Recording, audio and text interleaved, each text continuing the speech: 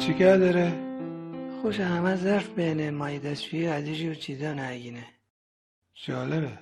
تأثیری هم داره؟ فقط این کار نگه کلا نشون برنامه برای پسماند صفره. پسماند صفر یعنی هیچ آشغالی تولید نکنن؟ ایشان سبک زندگی اینطوره ده تا جایی که ممکنه آشغال تولید نکنن. کورا این کار انجام ندارن؟ شیراز من. شیرازن خیلی با فرنگن. بله. برنامه خوبیسته. همون هم تینی میکار لایجان من انجام بدیم نه؟ برای جلب نظر رای دهندگان گونی انتخابات. انتخابات که به جای خود. خانه من هر شب کلی آشغال از طبقه چهارم که آسانسور هم نداریم باید ببرم کوچه من. حالا 4 طبقه جیج روشن یه طرف. در لحظه ای که سطر آشغال پورا بنه میخوام کنه الا و بلا همین الان باید آشغال ببری بیرون. ده فرقی نکنه فوتبال نداره سریال نداره. اینجور مشکلات زن شوهری قابل حلن جون.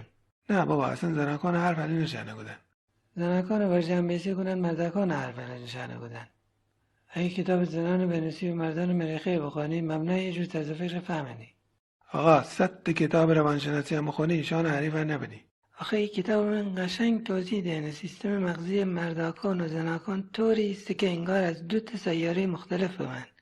خب وقتی دوت مرده هم با هم جربت کنن یا دوت زنای باز اینطوره ده. چی طوره؟ انگار که از دوت سیاره مختلف بودن. تو که این کتاب نخوندی چرا حالت تدافعی بیدیگی جان؟ بدی بابا همش همه زندگی بابا برایان تریسی و اسپنسر جانسون و چی ده؟ باشه آقا ما اصلا از یه سیاره دیگه مهمترم از یه سیاره دیگه. آقای سیاره دیگر به یک فیلم به اینم خیلی جالبه. چیسه؟